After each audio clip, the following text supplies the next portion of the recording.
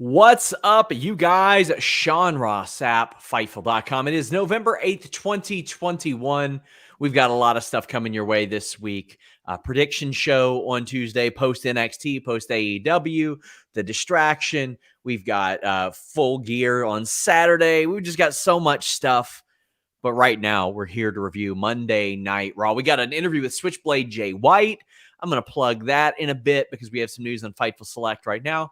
But we've got Denise Salcedo. Denise out there pew, pew, pew, pew, pew, pew, shooting on people. Nobody that matters. But Denise, how you doing? You old broad. You know, this broad is doing pretty well, I gotta say. This old feminist broad is doing great. Well, I mean, until how old are you now?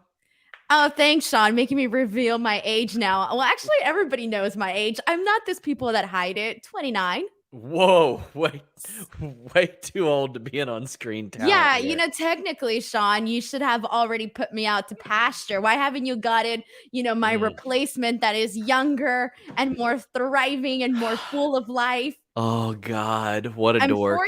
I'm 4 years past the limit, Sean. 4 Yeah. years. Well, guys, please leave a thumbs up. Tap that bell for notifications. I have an interview with Switchblade Jay White today. I've got an interview, hopefully an AEW interview Friday, assuming all things go smoothly and nothing. Must be nice. Yeah. Right before I take off for the airport, which that'll be fun. But check it out, guys. Leave a thumbs up. You can check out the link posted at the top of our chat to donate a Humper Chat. That's what we encourage. It's over on Streamlabs. Denise, you love the Humper Chats, don't you? It just makes me so mad that you were literally trying to steal the idea that I had for my little camel emojis. I'm still mad about that. This has nothing to do with your goddamn emojis. No, but I'm still mad about it.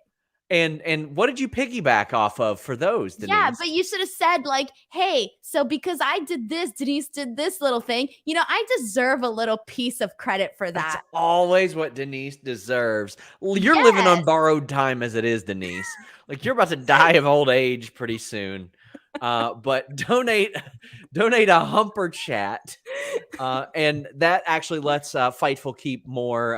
YouTube takes a big percentage. You can still donate super chats, but we encourage the Humper Chats. Raw, what'd you think of it, Denise? I thought it was better than last week's Raw. I thought there were 3 matches that I liked today a whole lot. 2 that I liked the most. 1 that I thought was pretty decent, but overall, I thought it was a better show than last week's show. Yeah, I thought it was pretty solid. It seems like there's a conscious effort to not do a bunch of rematches on this show, which about time, Denise. I'm starting to feel it. I think there's been a couple of fresh matchups, I will say, and they've been pretty nice to see pop up, randomly on the show. And this was one of them. The only thing that I think now that Raw is missing, it's more so like big stories, Like I don't feel like there's like a big story where I'm like, okay, I'm tuning in because I need to see what's happening with this story. That's the only thing that I would say. Well, not the only thing. That's going too far. That's one of the things I would say the show is missing is really just now a big story to really keep you engaged because I don't really think they have that just yet. I think they're searching for it. They just haven't found it just yet. Well, if you're looking for some great stories, check out Fightful Magazine at FightfulMag.com. Articles on Darby Allin. Shazza McKenzie wrote for us. Taylor Hendricks wrote for us. Did a great tribute to Daphne Unger. We've got articles on the return of Becky Lynch, Joshi Pro. I interviewed Dominic Mysterio. We've also got Wrestling Mega Fans, Retro Gaming, and lots more. Physical and digital editions available now. Check it out, FightfulMag.com. Let's get into Raw. Anakin says, just wanted to give a shout out to Denise. You know why. And Dante says, for Denise dealing with Twitter trolls, don't come for Denise because she will dog walk you trolls. Denise, I was so proud of you. But yeah, and what's funny is that I messaged you and I was like, Sean, I chose violence. I was so happy. I honestly thought you were going to get mad. Oh, hell no. Yeah, I thought you were going to be like, Denise, why did you respond? You're better than that, this and that. No, absolutely I chose violence, Sean. I chose violence. For once in my life, I decided to stand up for myself. If you let people walk all over you and they get away with it, then other people will see that. But there are some people that it is important that you dunk on, you teabag, and then you never give them the attention again because it really drives them nuts. Now, Sean, I got to give you some credit here because I'm respectful and I give credit where credit is due. And I got to thank you for the last 2 years of torturing me on this show because I was able, that was my training. So thank you very much. I was finally able to stand up for myself. You did good. Ken says you were right. Jody Threat rules. She does rule. She is going to do really, really well. Orlando Orrego says Raw was different tonight. It didn't feel very long. More on the match length. Oh, it did feel very long. More on the match length. It always feels long to me, Denise. It always feels like it takes the full 3 hours. So today, I literally came home 3 minutes after Raw started, and I had the option of be 3 minutes behind or start watching live. I decided to skip the first 3 minutes and just watch live. But I think around 6 o'clock, I will say this: like the first hour of Raw, I did not really care for, but once it hit to like 6 o'clock, I think that's when the show started picking up, which is usually quite the opposite. Usually, like the first hour of Raw is pretty decent, and the second hour is kind of where like I die a slow death. And then the third hour is where I'm like, okay, at least we know we're gonna get a decent main event and all of that. But usually like the hour and a half, like in the middle, is kind of a little bit hard to get through. And today it was quite the opposite. I actually thought like that like chunk of time was actually one of the strongest of the show. Phil Felice says violence, street justice. Fear and Loathing in New York says didn't watch Raw. This is strictly a Denise appreciation post. If it's wrestling, making fun of the Bengals, getting muted, or even Taylor Swift, we all appreciate your hard work and passion. Thank you, Denise. SRS, you're not so bad yourself. Woof. Woof. Well, let's talk about the matches. RK Bro and Street Profits versus AJ Omos and the Dirty D-Wags, Denise. So, I mean, the match was like, all right. This was to highlight Omos. That's what it was. But I didn't miss anything by missing this match. One thing I did like about it, like Riddle was really hammering Omos with some stuff, like really, really hammering Omos.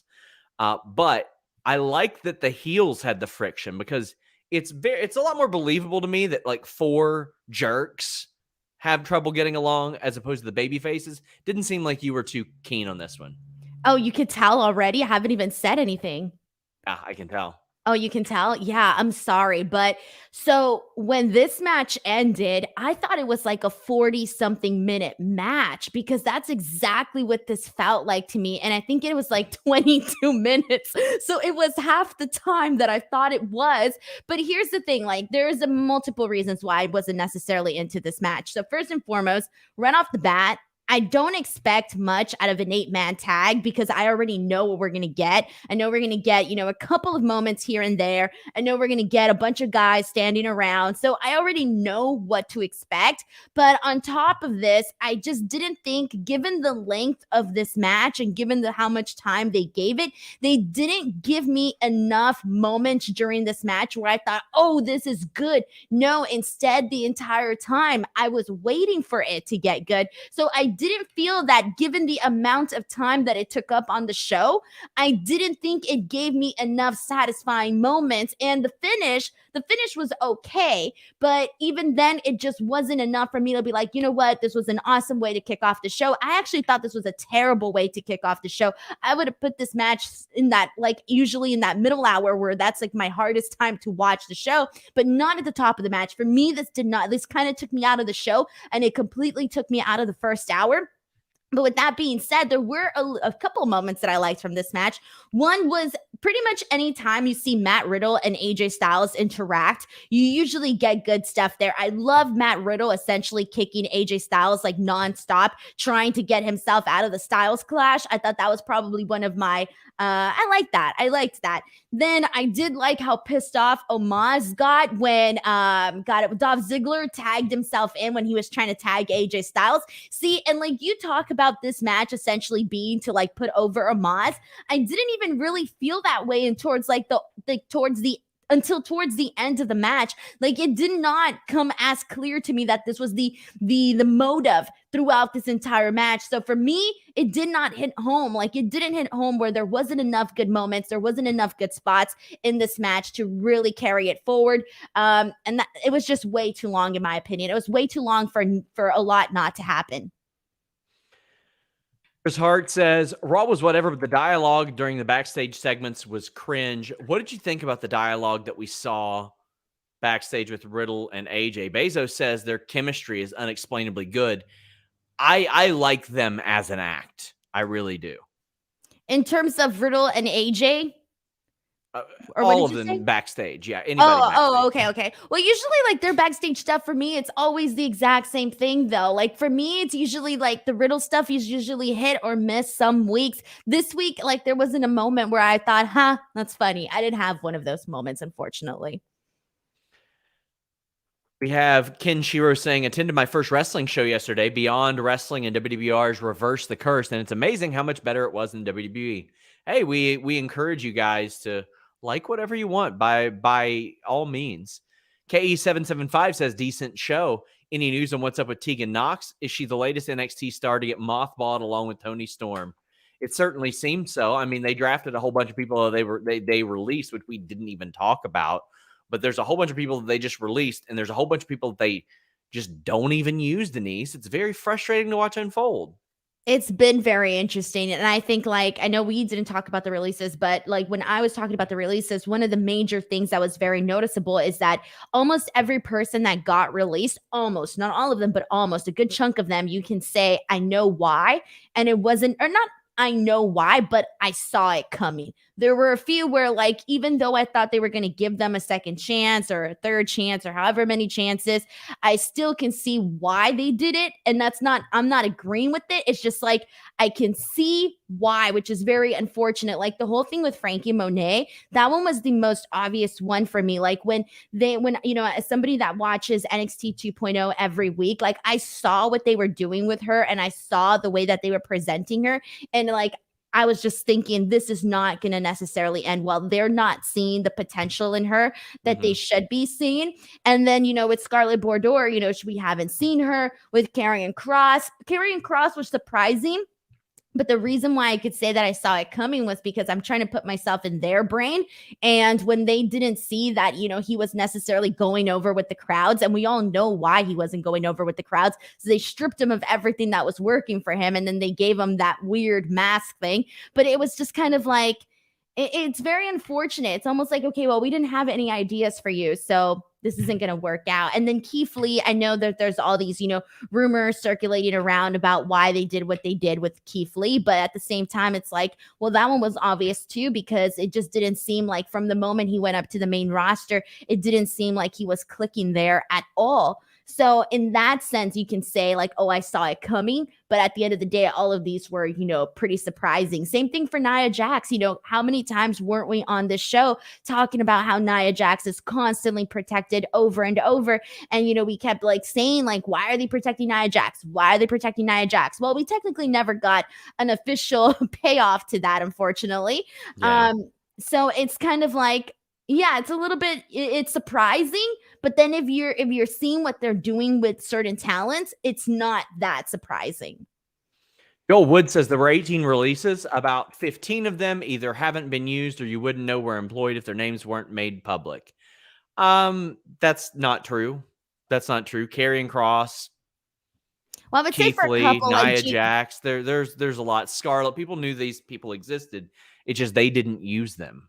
I would say like Jeet Rama, you know, he's obviously one of them. Unless you watched NXT 2.0, Zeta Ramir, and I'm blanking right on a couple of other ones, but there were some where I'm like, okay, if you didn't watch NXT 2.0, then probably like you knew what to know. Alicia said Denise mollywopped that troll. What does mollywopped mean? Whooped their ass. Calling him a troll would be probably kind. Orlando Orrego says the backstage segment seemed like it was written 10 minutes before Raw. You can tell from the Ray interview. They weren't. We had the plans about 30, 40 minutes before Raw. So I can tell you that wasn't the case. But Dominic and Ray are backstage, and Kevin Owens approaches, and he's like, "Hey, you guys believe me, right?" And Ray's like, Sure, bud. Gotta go." You know what this That was reminded funny. me of, Sean? What? This, when someone gets canceled and you're like, oof, I don't want to associate myself with that person because they got canceled, and you're like, I want nothing to do with this person. That's exactly what this backstage segment with Kevin Owens and Rey Mysterio felt like, where Rey Mysterio's kind of like, oh, I don't really want to be associated with you. Also, I got some other stuff going on. I gotta go. Peace. And it was kind of silly though, because why would Kevin Owens go up to them knowing that they're just about to go out and do their own thing? So I think it didn't make sense in Kevin Owens' character. It didn't make sense for him to go and approach them as they're about to go out and do their job, like if Kevin Owens doesn't know any better. The Nerd Guru says, if somehow in the next 85 days Miro becomes world champion or TNT champion again, give me Keith Lee dethroning him as a mega babyface big man. Well, I mean, he's got to sign with the company first, but I would imagine that probably like 3 or 4 of those people are going to get signed by AEW. Denise, any thoughts on that? Yeah, I mean, honestly, like Ember Moon, I think like she's definitely one of those, and like one of the people that I could see going to AEW. Same thing with Frankie Monet. I think that she would add so much to that women's division.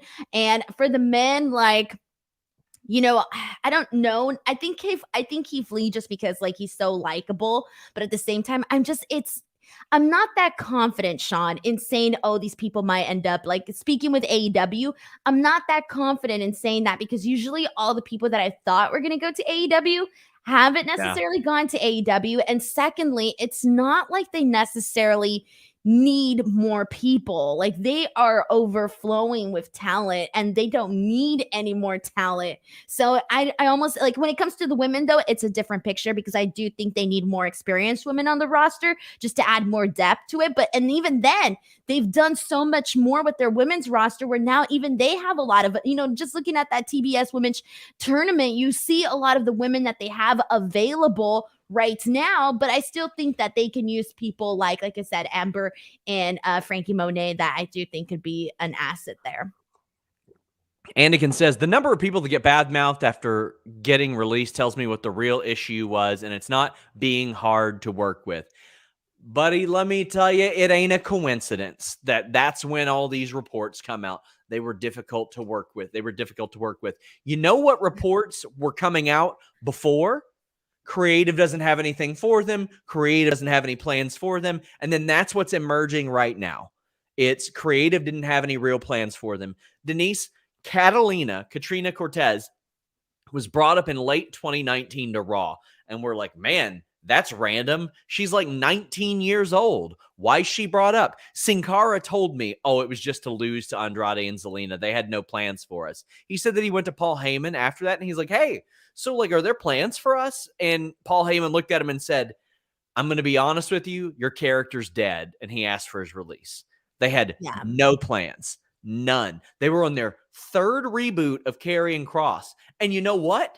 I think this one might have worked. The Sean O'Hare, a devil's advocate, I'm not telling you anything you didn't already know, but he maybe have that planned ahead of time, Denise. It's hard though. I will say this. I think like when you do so many reboots of somebody, it kind of sucks, because when you've already told your audience, we're not that sure about this person. Like, just speaking for Karrion Kross's case, when you've kind of already conditioned the people not to care, because like, again, he had that, embarrassing loss as the NXT champion on his debut on the main roster. Then after that, you put him in this goofy, character, whatever gear you want to call it, whatever you want to call that thing that he was doing.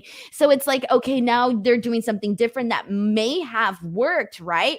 But unfortunately, because everything that you did prior now kind of conditioned the audience to say, well, we don't really care about this guy, because we can tell that, we don't really know what's going on with him, which is kind of sucky, because if maybe they would have given him more time with that, new reboot, that new version of what he was doing, it may have worked. But now we're not going to know. And it just sucks, because it was kind of already like, well, you kind of told the audience you shouldn't care about this guy.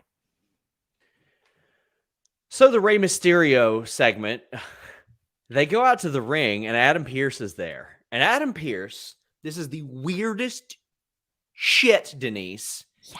He says, so I'm looking up and down that Raw team, and my God, they're all former champions except for Dominic. And I want the Raw team to win. Which I asked Denise, why? Sonya's there on Raw too. He runs Raw and SmackDown. Why does he care who wins? What incentive is there that we're given? Well, did you see my joke that I made on your Twitter feed? I said because he can't coexist with himself. I know, I did. That was pretty good. That was good. I'll give you credit for that. Thank you. I appreciate it. But okay, here's my situation.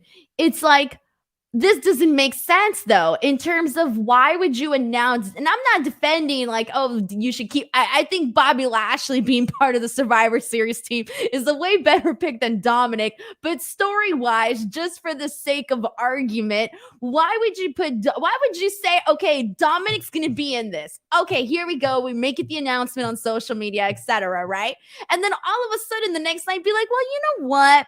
Maybe not. It just doesn't make sense to me. Like, why would you put him there in the first place? Like, instead, why wouldn't you do qualifying matches? Why wouldn't you do something? Because even later on, when we had that backstage segment with the girls in the locker room and they're all fighting about like why this person got a shot and why this person didn't get a shot, you wouldn't be having these arguments if you would have actually made some sort of effort to put some qualifying matches. Because when we were seeing the women argue, like Nikki Ash was literally, she had a point. She was like, hey, out of you guys, like, I'm here. I'm a former Raw Women's Champion. You know, I'm a tag team champion on top of that. Why wasn't I included? And it's not like if Sonya could be like, turn around and be like, well, because you lost to so-and-so. No, there's no answer for her. They didn't even give her an answer. So it's almost like it doesn't make sense. And I'm not defending that Dom should have been in this match. I do think it's better to have Bobby Lashley in this match, but that's not the point. Why would you name him and then go back on your word afterwards? It doesn't make sense. Joel Wood says, well, Sean, you said you wanted a qualifying match. Adam Pierce says, I got your qualifying match. He sure did. Oh, boy. Brandon Charles Powell says, for my own entertainment, Adam Pierce on SmackDown now needs to say he wants SmackDown to win. That would be funny if he did that. Well, he brings out Bobby Lashley, who has MVP with him. MVP has been gone for a while. Lashley's been gone since Crown Jewel. And Lashley beat that ass. Oh, my God, he beat Dominic's ass. This was the squash it probably needed to be. He beat up Ray. He beat up Dominic. He just destroyed them repeatedly. My God. Am I going to sound vicious if I say that the attack could have been better? I mean, go by all means, have at it. Okay, because there is like at the start of this match, like they kind of, you know, obviously they kind of, I didn't know if they were gonna pull like I didn't think they were gonna pull an upset, but I kind of felt like they were working this match like if he was gonna pull an upset, like if Dominic was gonna pull an upset on Bobby Lashley, because he did kind of get a little bit of the best of Bobby Lashley at the very, you know, beginning of this match, and I didn't necessarily like that. I didn't like that because I had to suspend my disbelief because there was no way that I was buying that at any point in any given time was Dominic going to get the best of Bobby Lashley. I was not going to buy it. So I didn't like how that got started. I honestly think that it should have been a faster, more hard-hitting squash. And I'm sorry. I just thought it just didn't. I've seen worse. Like, I wanted to feel sympathy for Dominic. Like, the beating was so bad. I wanted to feel sympathy because you've seen that. Like, it doesn't matter, like, if you're a fan of somebody, but if you see them get a beating so bad, you might even gain a little bit of sympathy for them. I didn't feel that way here. So I do think the beating could have been a lot more dramatized. Or dramatized. Bobby Lashley beat that ass. Orlando Orrego says, I'd like to see Rey Mysterio versus Bobby Lashley. I think it's going to happen. WWE has been pretty good on Raw the last couple of weeks about setting up a match for 1 week, then setting up a match for the next week. We saw it with Big E. I'm sure he's going to face Otis very soon.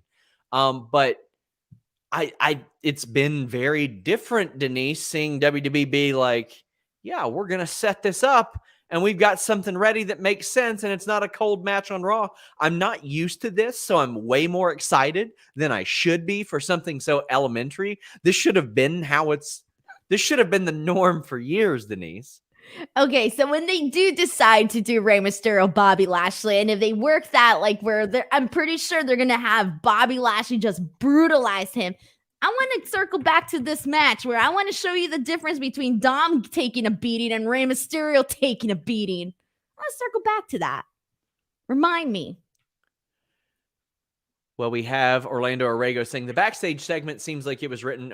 Okay, we read that super chat. Our mods got to do better at snatching that up. Calling out our mods on the air. That is just so mean, hey, I'll mute you too, Denise. We got to keep the things moving here. Shot Kid 29 says off topic, but been bugging me since the releases, but got to ask, do you guys think NXT UK is long for this world? It doesn't look promising. It hasn't looked promising in a very long time. And I'm sorry because I know that NXT UK has had some gems. They've had some gem matches. They've had some gem performers coming out of that. But I mean, it's been like, I haven't even made the effort unless, you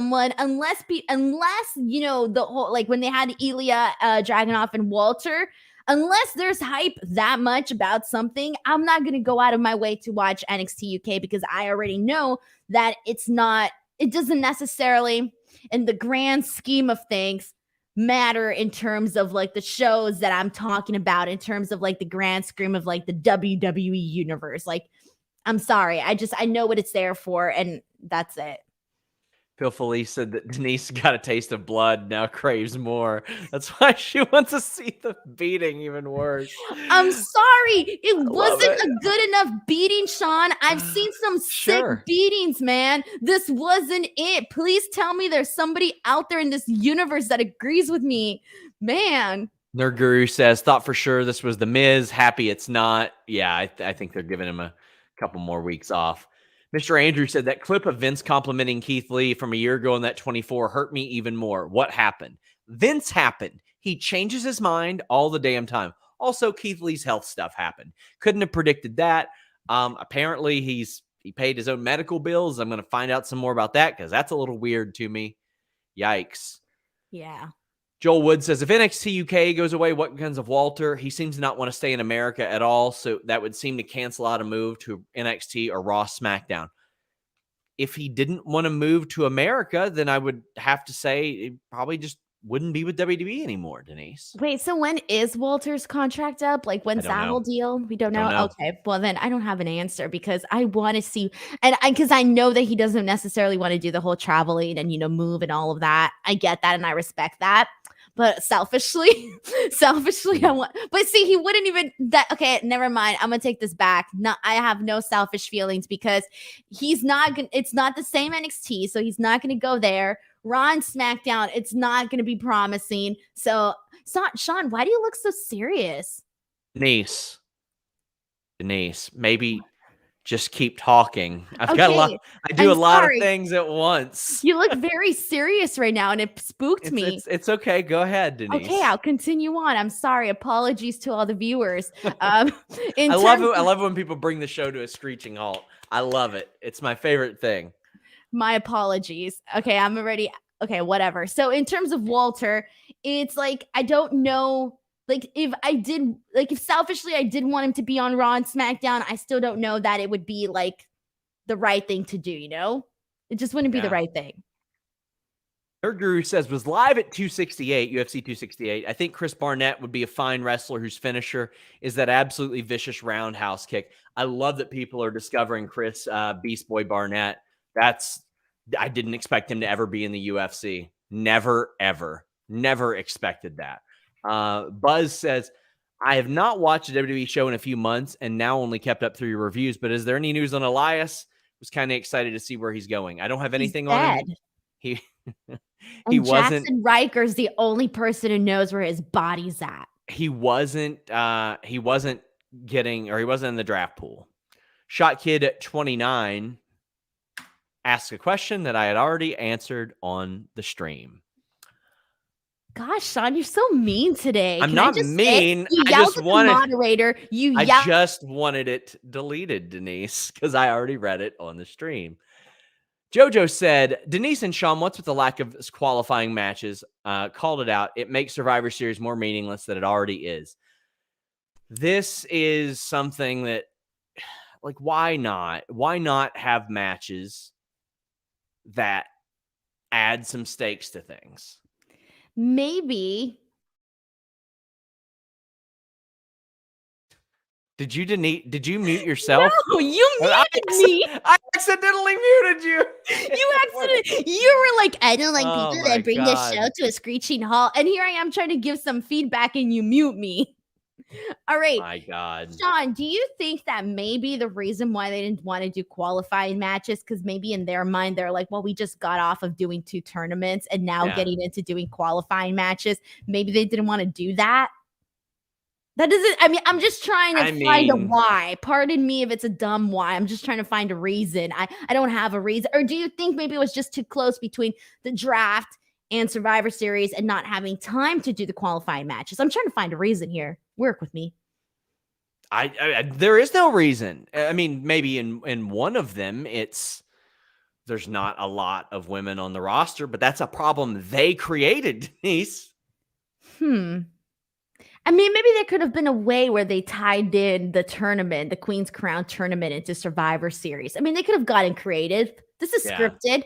They could have maybe been like, you make it all the way here. I don't know. I'm reaching here. I'm trying to find a way, but I honestly think that's the reason why they didn't do it, because they had the Queen's Crown tournament. They didn't want to have to do more of those matches.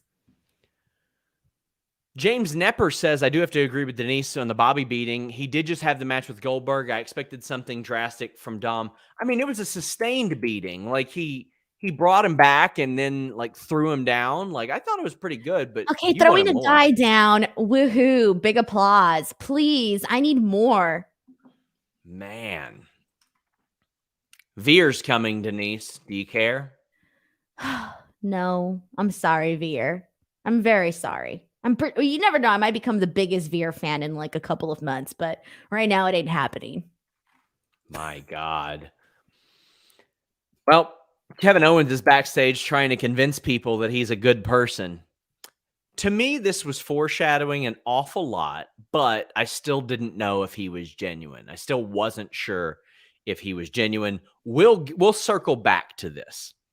But we've got Big E taking on, actually backstage. Sorry, I need to specify. Austin Theory also got in on the action about Rey Mysterio. Rey Mysterio was not happy about the Dominic beatdown, and he was stumbling over his words and all that. And then Austin Theory came and took a picture with him. So we got that. Backstage, we've got Seth Rollins approaching Chad Gable and Big E, or Chad Gable and Otis. And Chad Gable's new thing is, well, he's graduated from Full Sail University and he's valedictorian, and they reference it a lot. For all the times that they keep on saying, oh, well, Chad Gable talks about it all the time. They brought it up a lot too. And I was like, I think you guys are undermining the point here. But this match with Big E, it's a match I hadn't seen before, and I loved it. It was a lot of fun. What'd you think of it? So this was one of the matches that I said at the top that I loved 2 matches and I liked one of the matches. And this was the one that was up there that I really liked, Big E and Chad Gable. First of all, fresh. Okay, cool. You already know that both of these guys, their styles are going to mesh very well together in the ring. I loved the start of the match because they just got like right into it. And at this point in the show, we had only gotten the 8-man, the Dom Bobby Lashley thing. This was the first thing on the show that I was interested in, where I said, okay, you know what? Let me sit up now, because I was chilling. I was laying down while I was watching. And the second this came up, I was like, all right, I'm going to sit up now because this is where the show is starting to get good. And from this point on is where I felt the show really changed the course. Not really changed the course, but it got better. It got better. And this match itself was part of the reason why I really liked it. The moments that I liked during this match was, you see Big E do that splash onto Chad Gable where he always does right at the, the edge of the ring. But I like that they did like the slow motion. They recapped it in the slow motion version. It kind of just looked a lot better. I really like that. I like the ending with Big E winning with the big ending. I thought that was cool. And I also liked this, the moment after the match where you see that stare down between Big E and Otis, because even though Otis, they've made him mean and grumpy and really he's been shown, right? But there's not really like a bigger story to it. I feel like this could be something good with Big E and Otis, especially because you have that tease of these two big guys, and Otis just looks mean and nasty, and you're like, all right, I want to see what he's gonna, do and bring to the table if he goes at it with Big E. So I liked that tease. I thought that for the most part, the match itself was good. And I liked the tease at the end. So I thought this was a win-win, and this was finally the point of the show where I got interested. This match ruled. We got to see a lot of what Chad Gable can do. And this is why you have talented people like that.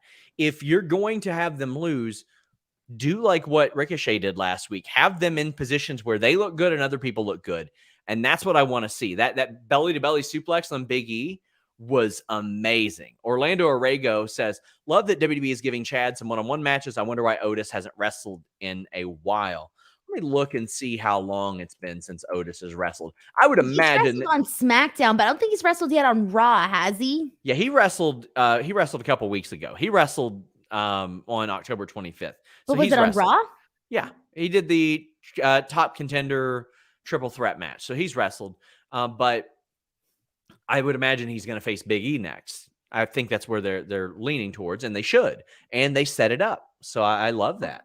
Yeah, I was a fan of that. I think that would be a good thing to do. Omar says that Denise likes seeing children in pain. That's amazing. I do. Screw them children. Joel Wood says, as far as Keith Lee's medical bills, were they injury related? Because my job doesn't cover injuries unrelated to work, but I don't know how that works for independent contractors. Buddy, they should have paid him. They should have paid his medical stuff. I don't give a damn. They are out there putting their lives on the line in the ring, their health on the line in the ring. Pay their damn medical bills. Don't they normally do, Sean? Right? If it's an injury in the ring. But okay. Jambeard says, Kitty goes meow. # Grossi Posse. Don't know what that means. Micah Newbie says, unrelated to Raw, but what was that Three Musketeers buyer's tweet earlier? Denise, do you ever eat Three Musketeers? I love Three Musketeers. What, do you have a problem with Three Musketeers? Oh, they're so good. They got just the right amount of chocolate, and they're soft and mushy on the inside. And if you put them in the refrigerator and they get cold, ooh, really good. I've heard that refrigerated, they're better off. Every chocolate refrigerated is better off. Oh, and sour gummy worms. Always put them in the refrigerator. Tip, life hack, you'll appreciate it. I just think that it's odd that somebody was like, okay, Snickers, greatest candy bar there is. Let's take half the ingredients of it and just run with it. It just ain't that good. Because some people don't want all of that stuff, and some people are allergic to like peanuts and stuff. So like, man, Sean, like, some people might not want all the extra bedazzlement. And I don't think Snickers is the best candy bar. I'm just saying. What do you think the best is? What do you think the best is? Well, it depends on what day you ask me, because I think Hershey's with almonds is delicious. But I also love the white chocolate Reese's Pieces butter. But I also love Rolo. But I also love Musketeers, and I also love Milky Way, and I do also love Snickers. And there's more. I like more. Oh, World's Finest Chocolate. You know, the ones that the kids sell at school. Those are good too. The almond flavor. Those are bomb. Oh. What? Oh, I also like Baby Ruth and Butterfinger. Butterfinger's good too. My God. I think I hate Kit Kat. I hate Kit Kat. All the rest I love. Nerd Guru says, Alex brought up a great point in Sour Graps. How the hell will they have a 30-woman Rumble? They fire so many women. So like half legends then? Yeah, they can have legends. They can have NXT, Raw, SmackDown. All due respect to Alex, but it's very, very easy for them to do that. Very easy. Damn, now you're calling out Alex? You're at a row, Sean. I mean, I just, my God. Jeff L says $60K for Fightful, $100K. We coming for you. What? We appreciate it. We got 60K subscribers. Oh, yay. Nice. Russell says, Sean, do you know why WWE has avoided Northern Ireland in their recent UK tours? I don't. I'm sorry.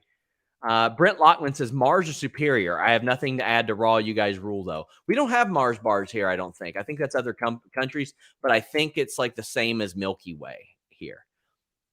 I don't know. Freddie says, seeing Lashley turn someone inside out is the stuff I like to see. It is very, very satisfying. But we saw Reginald against Drake Maverick, and some wild stuff unfolded here, Denise. Corey Graves won the 24/7 title. Byron Saxton won it, and it just hot potatoed all around. You rolled your eyes at this. Why is that?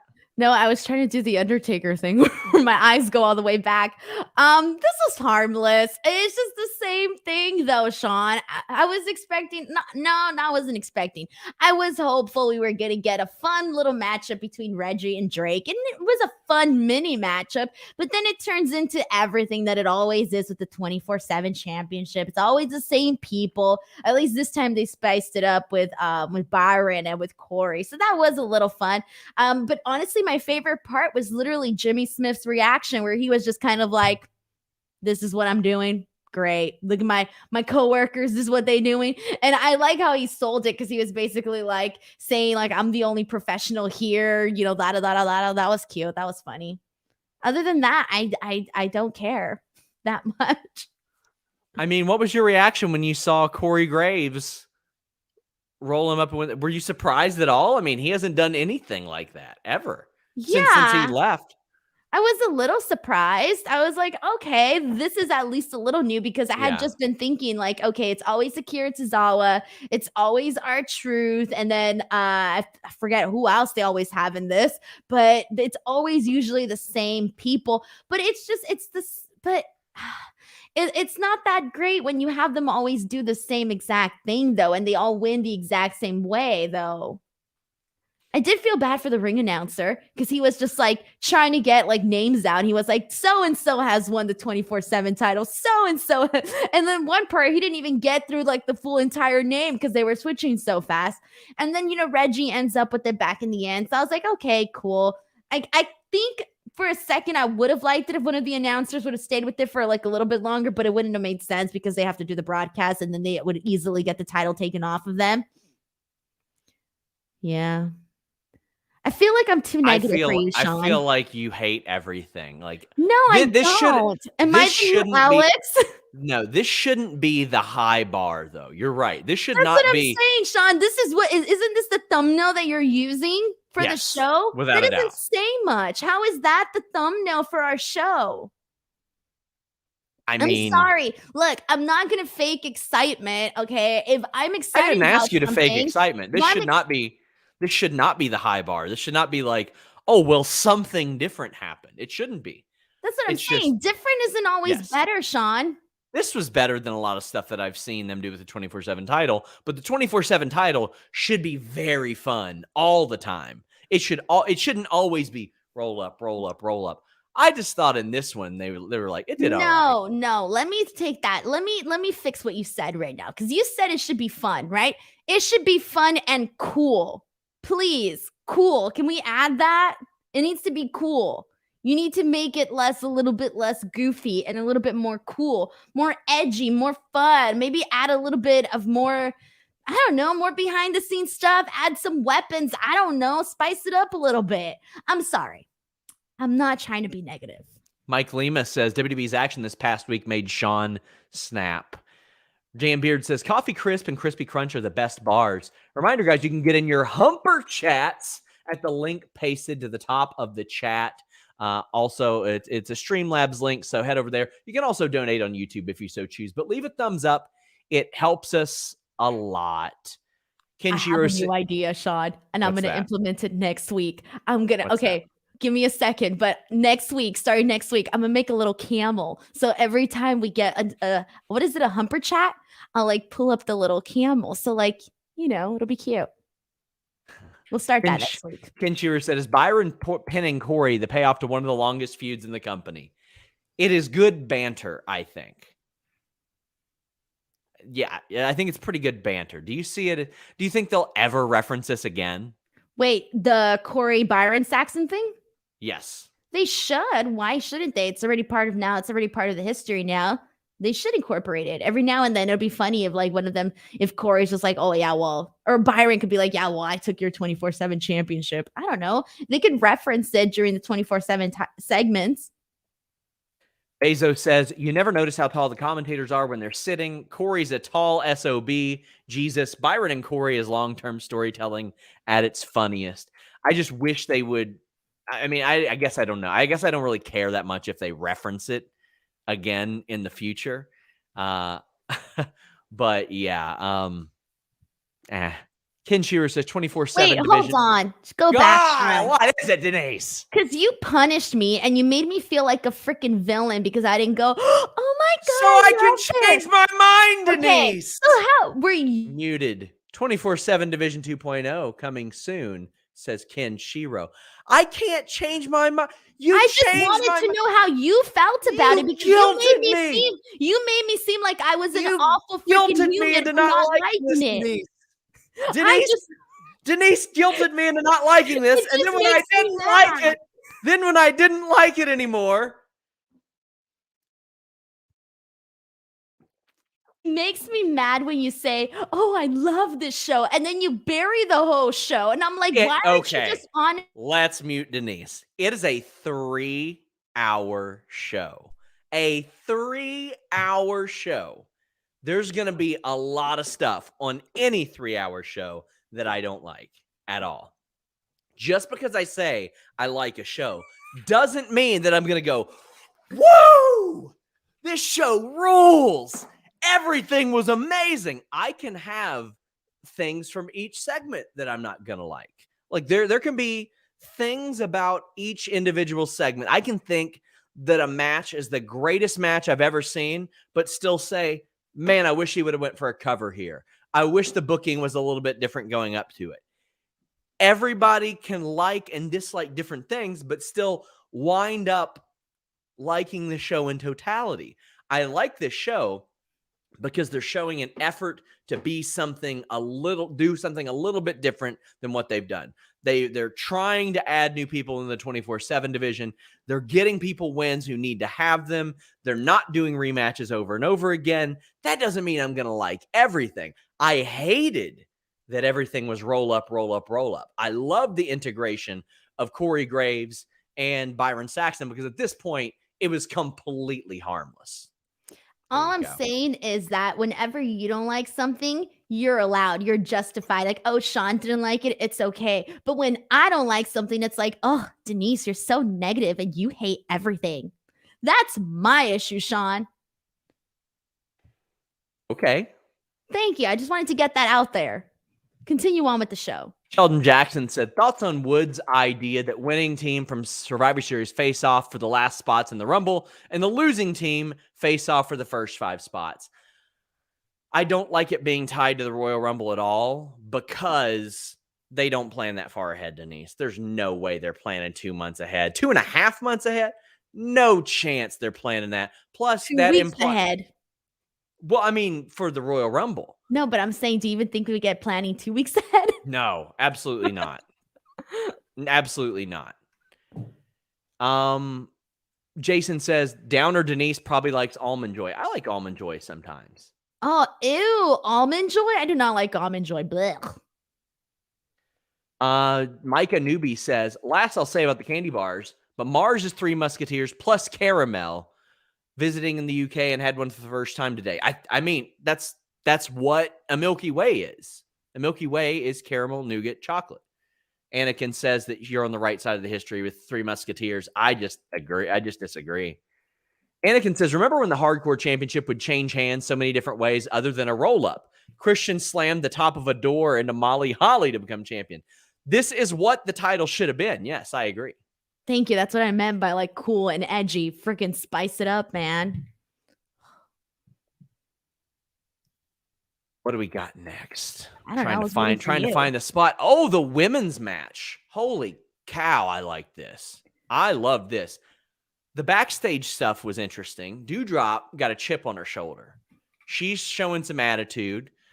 She's not liking Bianca. We've got some interaction backstage. What did you think of that? Okay, so that was my whole thing that I just brought up earlier where this is okay. So in terms of the match, I know we'll talk about that in a second, but I'll just say that this was my favorite part of the show. But the locker room segment was a little bit, none of it made sense because it didn't really lead to anything with the girls that were upset. Because you had what was Nikki, Dana, and somebody else. Oh my gosh, I'm blanking on the third person. Whatever. So they were pissed off that they weren't getting an opportunity. Oh, and Dewdrop, and that they weren't given any sort of opportunity to be part of the team, right? So they were, the ones that were pissed off.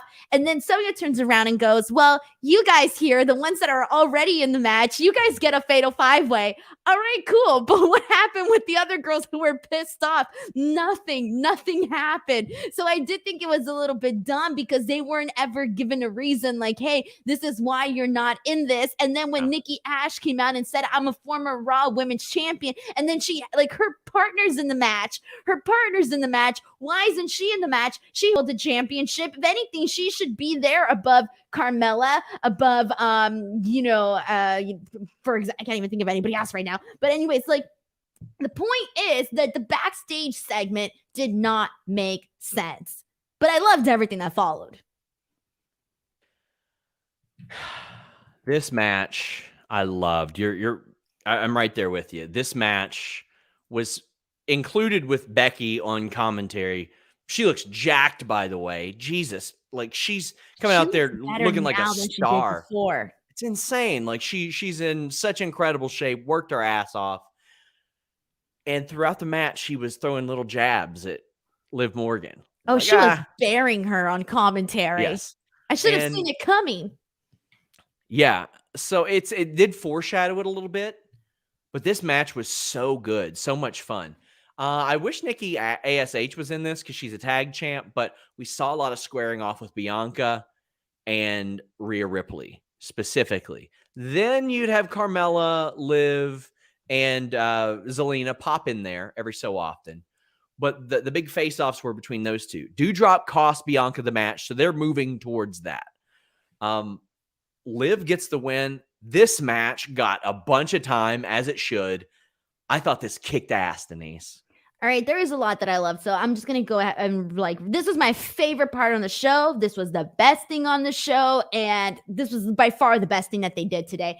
Okay, so the things that I did like, obviously, you just mentioned right now Rhea Ripley and Bianca Belair. I loved anytime they had any sort of exchange in the ring. We saw it right at the top, and then we saw it play out through the rest of the match. The only thing that I do not recall commentary, though, at all at any point, and maybe I missed it, but I do not recall them bringing up that they were the final two in the Royal Rumble.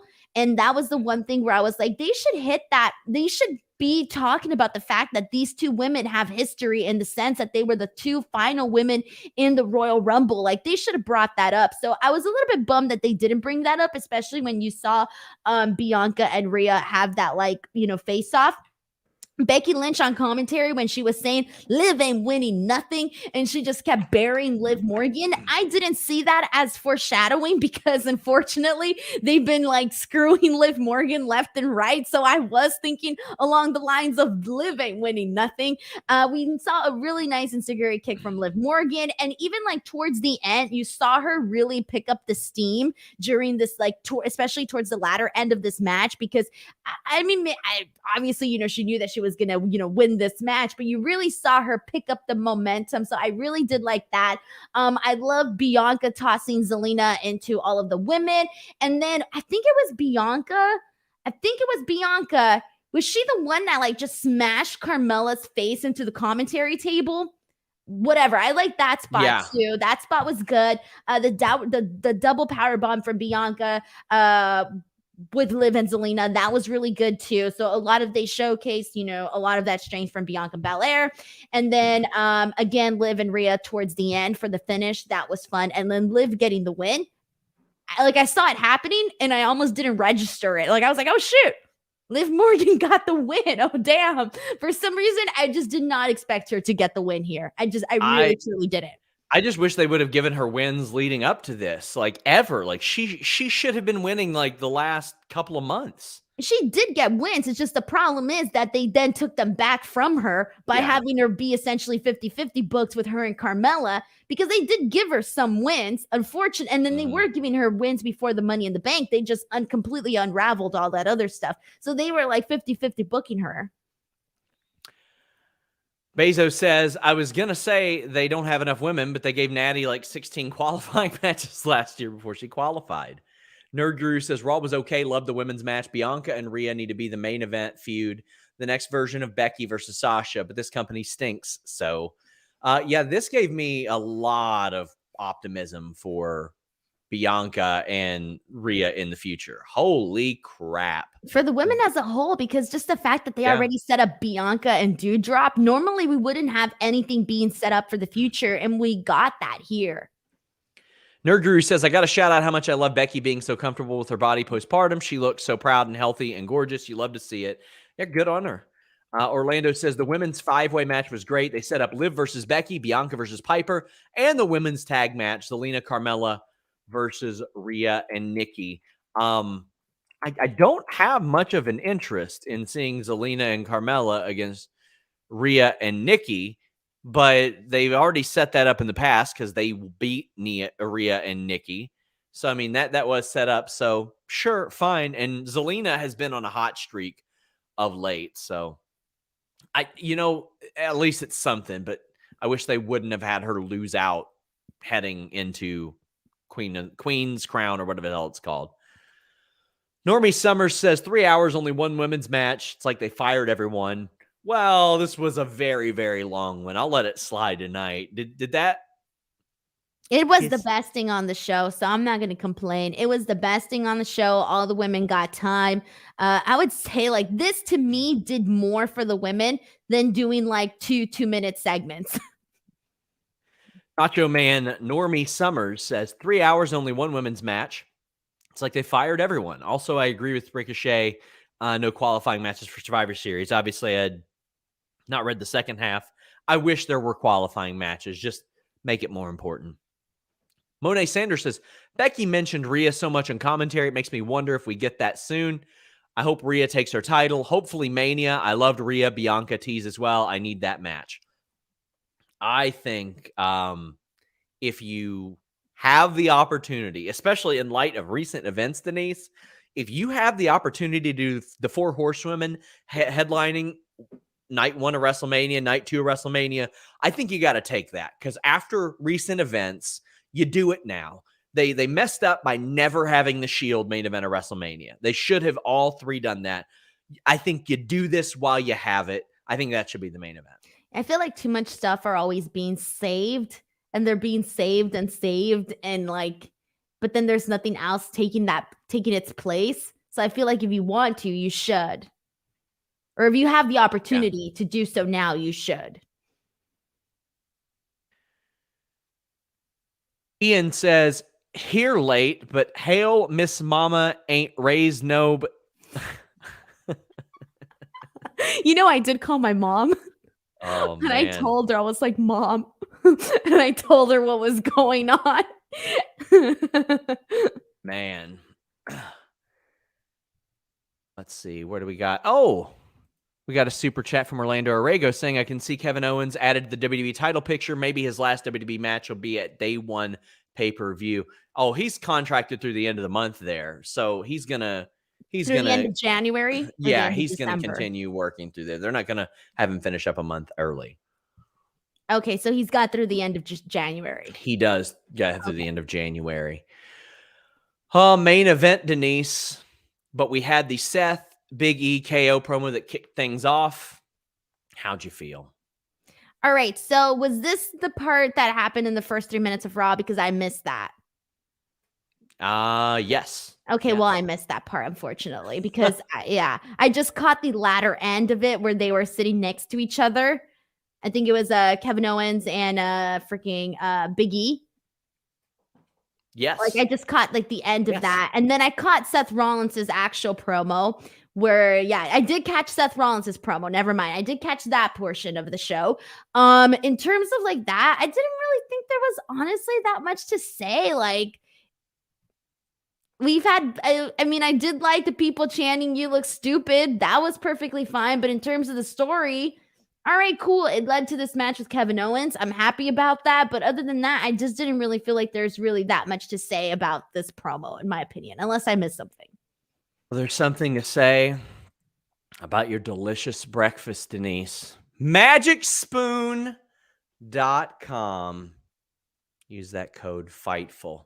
Magic Spoon is so freaking delicious, Denise. Wake up to it every day. 13, 14 grams of protein, low carb, GMO free. Got all the flavors you love. Sounds delicious. You know, when mama wasn't raising no little bee, you got to eat all the cereals that you wanted, all the flavors that you wanted. But when you get older, you realize, stuff's not that great for you. But Magic Spoon is. It's wonderful for you. Keto-friendly, gluten-free, grain-free, soy-free, low-carb, like I mentioned. 140 calories a serving. All the flavors you love. They got that cookies and cream and maple waffle back permanently. They sold out extremely quickly in their limited time run. And now if you go to magicspoon.com/Fightful, grab a custom bundle of cereal, try it today. Use our promo code Fightful to save $5 off your order. My favorite thing about this is it fills you up with one serving. Magic Spoon is so confident in their product. It's backed with a 100% happiness guarantee. So if you don't like it for any reason, they'll refund your money. No questions asked. It's a good time. The finish of the main event, was that a good time, Denise? Because I'm not keen on countouts. All right. So the entire match itself, I loved. Like, I loved all of the, the chops from Kevin Owens. I thought that was pretty fun. I like that kick to the groin from Kevin Owens to Seth Rollins. I like both guys doing frog splashes back to back. The fisherman suplex was fun too. The count, and the power bomb from Kevin Owens right before that. But the actual count out itself, I don't know why. I should have seen it coming. I just expected, for some reason, I just didn't think that's how the match was going to end. And then it did. And I was like, all right, well, there you go. But everything that happened afterwards, okay, it makes sense. You have Kevin Owens essentially going, mad. All right, I like all of that. But so I'm thinking, okay, I don't like the count out, but I'm thinking, all right, well, maybe to get to what they did towards the end, I get it, but I wasn't necessarily a fan of it, especially given the fact that this was a really good match and it was my second favorite match of the night. I hate the count-out finish, but I think for here, where they're setting it up for Kevin Owens to attack Big E, like, I get it. Now, Kevin Owens had spent the whole day trying to convince people that this was something that meant a lot to him. And I believe that based on his character, Denise, because he's referenced it in tons of promos in the past. Like, he's talked about this in a lot of his stuff. He's like, I've done stuff I'm not proud of, done stuff I'm not proud of. What do you think his explanation will be next week? That he actually, this is just who he is? He's going to say, I did stuff that I wasn't proud of, and I tried to find I tried to move forward, but you people did not believe me. That is exactly what we're going to get. You people did not believe me, and this is why, blah, blah, blah. The finish was interesting. I am interested in it. I just don't know where it's going to go, and I'm not confident that it'll go somewhere good. But I think that if Kevin Owens and Big E have anything to say about it, it will. Isaiah says, thoughts on Tamina joining the Bloodline? Well, she's on Raw. Thank you to Luis for noting that, because I didn't even know she was on Raw at this point, Denise. Shoot, I don't think I knew that either, to be honest. And I've seen the draft list like 100 times and I completely forgot. But in terms of, I still want to go back to this like Kevin Owens, Big E thing. Do you think, based on what we know so far, do you think that this could be Kevin Owens' last feud with Big E? Sort of like his swan song if he does decide to leave WWE? Because I think it could be. I think this could be like his last big story if he were to decide to leave. It's just a guess. Yeah, I think this is his last big story if he leaves. It feels like it. Nerd Guru says, kind of crazy that Survivor Series 2019, the best one in recent memory, is now pretty much erased from history. So much of that card is not there now. Yeah, it is wild to look back at it, because that was when they were in key talent hoarding mode, Denise, and it looked like the 2019 Survivor Series card. Yeah. Oh man, I need to go and look at that. But I mean, they were in talent hoarding mode even then, and things change, and now they're not. And people like Nia Jax that we thought wouldn't be released are released. Oh man, I don't even want to read all the names. Oh man, sorry, I just pulled up the list right now, and I'm like, what? Oh man. Where's our last super chat at? Brent Lockman says, no one in the industry does that dead-eyed, all humanity is gone murder face better than Kevin Owens, hopefully soon to be Steen. I'm going to have some more news, hopefully, on that situation in the coming weeks, if I can find any out.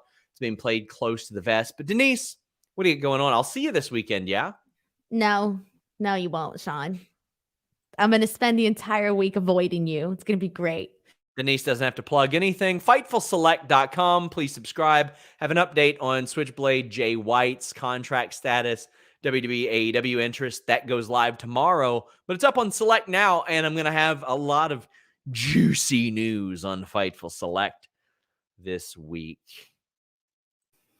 Okay, Denise, what's up? Thank you. YouTube.com/Denise Salcedo, Twitter and Instagram @_Denise Salcedo. Speak Now Pro Wrestling on F4W on Tuesdays, Wednesdays, and Fridays. This Thursday, I have a prediction show with Lance Storm. That's going to be very fun. That's going to be on Thursday, 1 p.m. Pacific Standard Time. I think I got everything. Oh, and AEW Full Gear. I'll be there. Guys, we've got a full week for you guys. Prediction show at 1 p.m. tomorrow. We're going to have the Jay White interview at noon. Tomorrow night, NXT. Wednesday, Listen Ya Boy, I think. Check out the edition I did with Sugar Dunkerton. That was so good. Then Thursday, of course, the distraction. Friday, we got an AEW interview, hopefully. Post SmackDown, post AEW. Saturday is Grapsody. Then Saturday night, Full Gear. We're also going to be doing Scrum stuff as well. Zach Schimmel says, I feel like every year they make the Survivor Series feel less and less like a big 4 pay-per-view. Denise, it seems like they're leaning more into Money in the Bank as a big 4 now. It's a stadium show. Yeah. Well, I was going to say Survivor Series definitely does not feel nowhere near as big as like Money in the Bank did, which isn't even saying a lot, to be honest, because even then I didn't really feel like that one was too big either. But I think in comparison, damn. Guys, I want to thank you all so much for all the support. This week was a rough one to cover with all the releases and stuff. Support those people. Send them some love. Leave us a thumbs up. Until next time, guys, we're out.